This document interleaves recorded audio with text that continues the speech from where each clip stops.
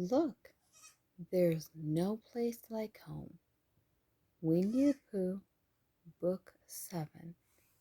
Oh, and there's little Roo with all these flowers. This should be exciting. Oh, and you might hear my goat. I have him kind of in a little playpen, so he's stuck. He'll be okay.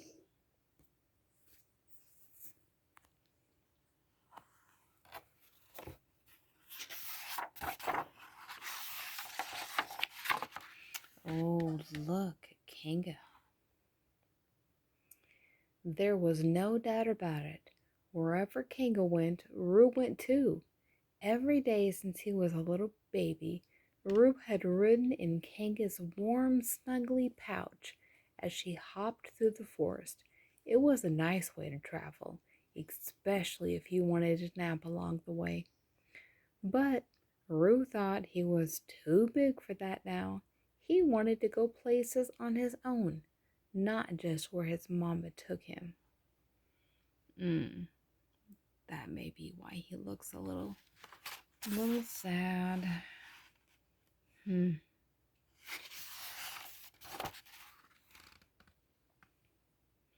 As Roo sat under a tree thinking of where he might want to go, a small brown speck came spinning by.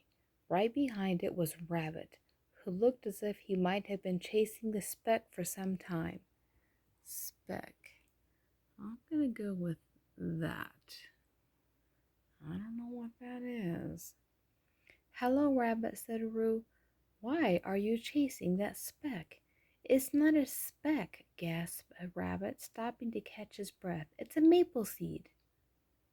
A maple seed? I wouldn't have guessed that.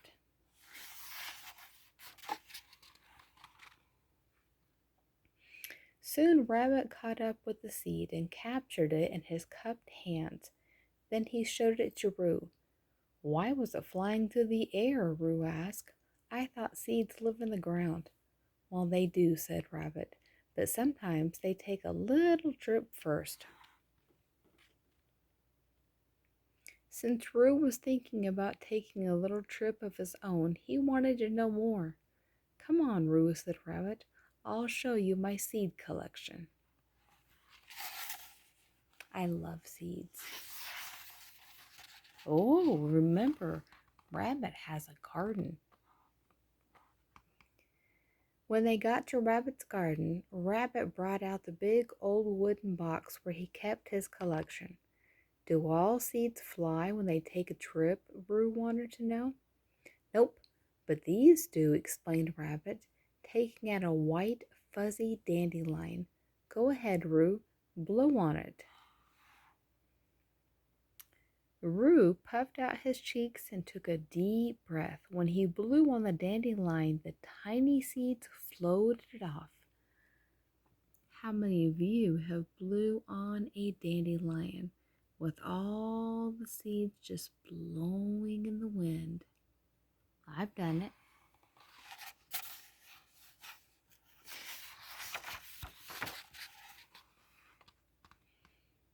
There's a rabbit. There's Roo. Next, Rabbit took out a great big coconut. That can't be a seed, exclaimed Roo. It's too big. But it is a seed, said Rabbit.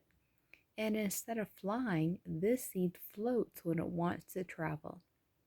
Rabbit led Roo over to the brook. As Roo watched closely, Rabbit carefully placed the coconut in the water. It spun slowly for a moment, then floated off downstream. Coconut. And there's Rabbit's pretty garden.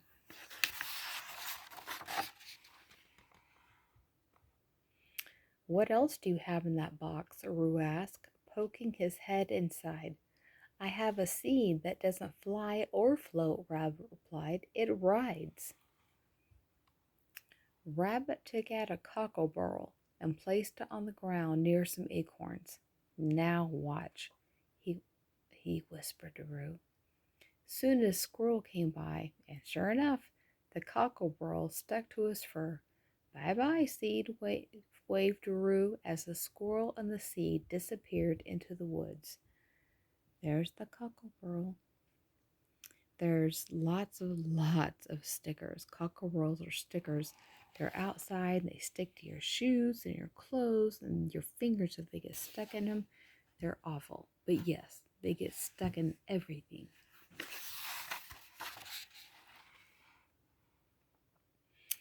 Rabbit, why do seeds take trips? Roo wanted to know. Seeds need to find the right place to grow, especially one where there's lots of room, Rabbit explained.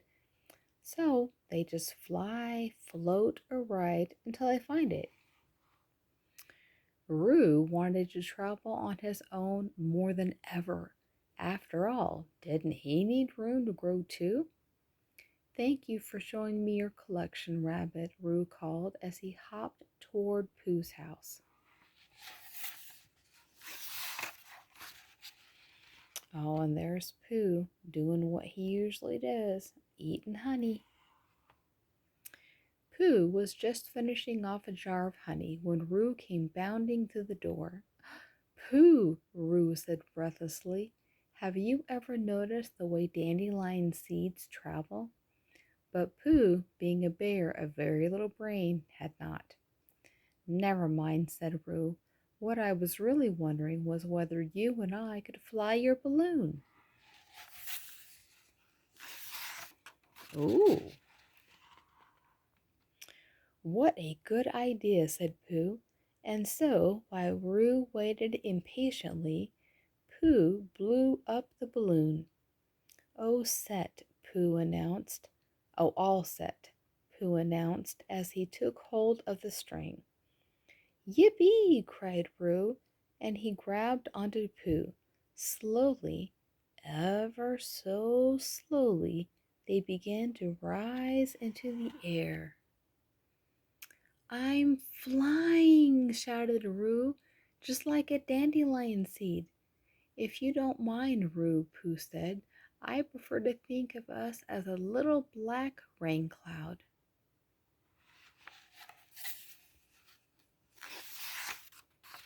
Uh-oh. Whatever they were, they went floating up to a beehive. Time for a little smackerel of something, said Pooh, reaching into the hive. His paw came out dripping with honey. Smiling, he said, I always did like balloons. Just then, a bee buzzed above them, and there was a loud pop.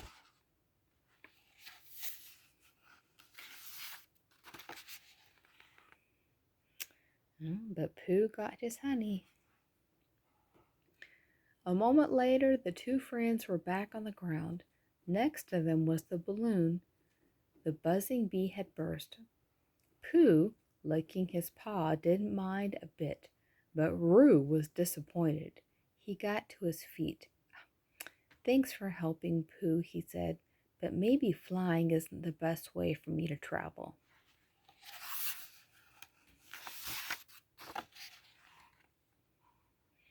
Next, Roo went to visit Piglet.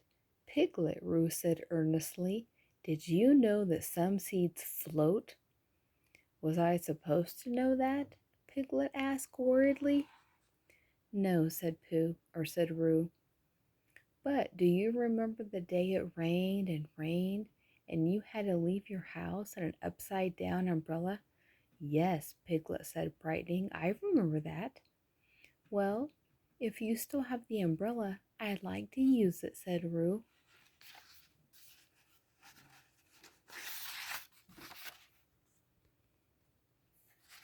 Oh, it looks like they're having lots of fun. Piglet, who always liked to be helpful, found the umbrella and gave it to Roo. There was some confusion when it appeared to be right side up, but when they remembered to turn it upside down, and everything was fine again. They went to the stream and placed the umbrella in the water. Then they climbed in and floated away. I am floating like a coconut, shouted Roo, jumping for joy. Get up there.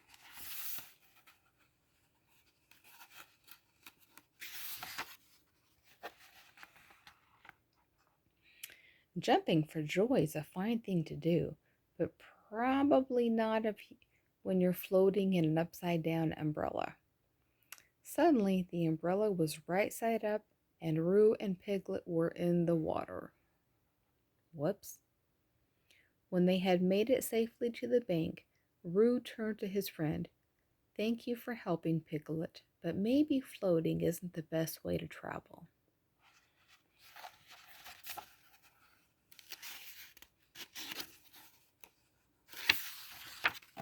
Oh, Eeyore. Roo went squishing off into the forest, because remember, he's wet, and soon he came to a place where Eeyore lived. He found the old gray donkey eating a bunch of thistles. Eeyore, said Roo, did you ever notice how cockerels stick to your fur and get a ride?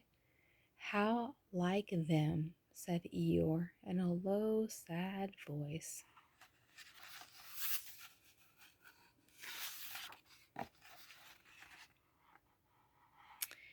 Eeyore went back to munching thistles. When he wasn't looking, Roo sneaked around behind him and climbed up on his back. Eeyore looked up a moment later, but Roo appeared to be gone, because when he looked, there was no Roo. He didn't know he was up there.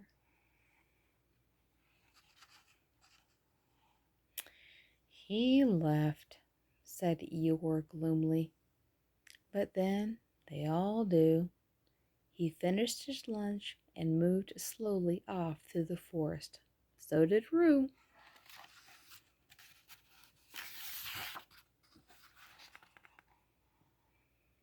Roo tried to be very quiet, but he was too excited.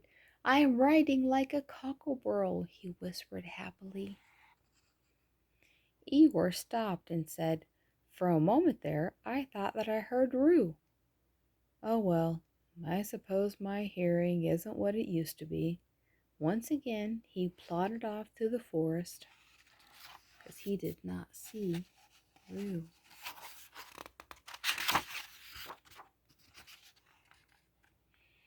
Roo was happy, but he was also very tired.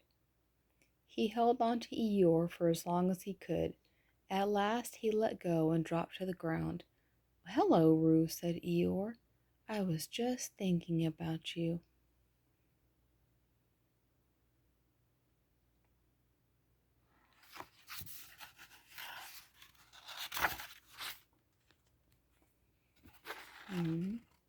Eeyore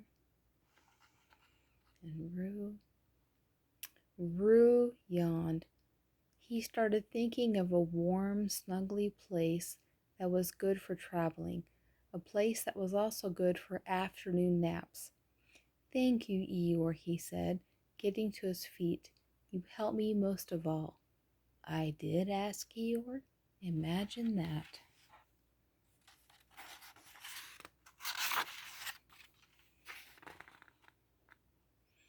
Roo hopped back to Kanga as fast as he could.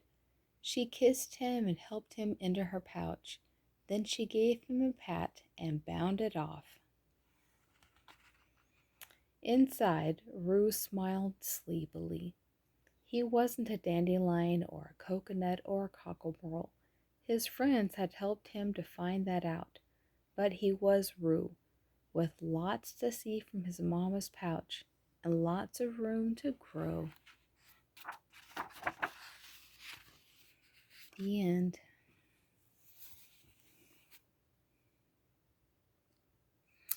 So, I think the moral of that story is that if you have a warm, snuggly, safe, good place to take a nap and travel and be happy, stay there.